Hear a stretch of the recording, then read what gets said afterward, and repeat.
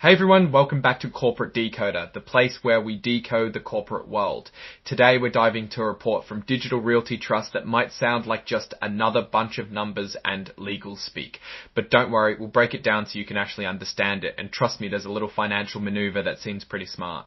Before we jump in, if you're tired of corporate jargon and want the real story, make sure you're subscribed. We also have a Discord community linked in the description below where you can chat with other smart investors. Digital Realty Trust filed this report called an 8K with the Securities and Exchange Commission, and 8K is basically a company saying, hey, something important happened and we need to tell you about it right away. It's not a regular quarterly or annual report, it's for major events. This one is about a recent financial deal. The main event happened around June of 2025. That's when Digital Realty announced some important details about raising money. They are a pretty big company that owns and operates data centers, those big buildings that house computer servers for all sorts of companies. Digital Realty Trust Inc. and Digital Realty Trust LP, which is basically their operating arm, are the two entities involved in this filing. It's like the parent company and the team that actually runs things day to day. This section lists the types of stocks they have, like common stock and preferred stock. The important thing here is that these stocks are traded on the New York Stock Exchange with their own unique symbols. This part is just legal stuff saying they aren't trying to trick anyone with this filing. It basically says that if there are other requirements, this report is going to try to provide to them as well. Now for the juicy part, basically Digital Realty issued a press release about some Euro notes.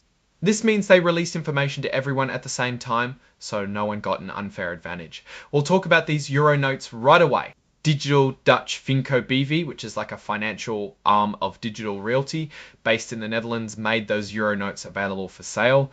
They sold 850 million euros worth of these notes. These notes are basically IOUs, where they promise to pay back the money plus interest. The interest rate is 3.875% per year, and they have to pay it back by the year 24. These Euro notes are guaranteed by Digital Realty Trust Inc. and the operating partnership, meaning that if Digital Dutch Finco BV can't pay, the parent companies will step in.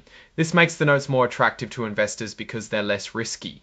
These notes were only sold outside the United States. They didn't register them with the Securities and Exchange Commission in the US, so us Americans cannot benefit from that. The interest gets paid once a year in cash until July of 2034. That's when they'll pay back the full amount they borrowed. The deal should be finalized around June of 2025 if all the usual steps go smoothly. They plan on using the money for a few different things, like paying off some debt, buying new properties, funding new data center projects, or just having some extra cash on hand for day-to-day operations. They might also use it to buy back some of their own stock or pay off other debts. This is where they remind you that things could change and what they expect might not actually happen. They have to say that to cover themselves legally.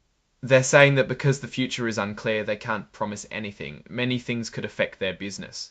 This section lists out some extra documents attached to the report, like the press release about the Euro notes.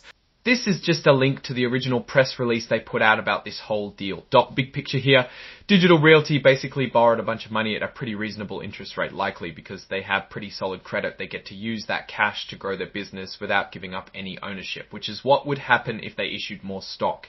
This move makes Digital Realty ready to capture new trends in data. Now, looking at these results for what it means, Digital Realty is keeping itself in a good strategic and competitive position, able to move and capture new markets and trends without losing any of its value. Alright, that's our breakdown of Digital Realty's latest filing. What's your take on these moves and what they signal for the company's future? Drop your thoughts in the comments. If this analysis was valuable, hitting that like button really helps, and subscribe for more deep dives. Don't forget to check out the Discord in the description. Thanks for watching. See you next time.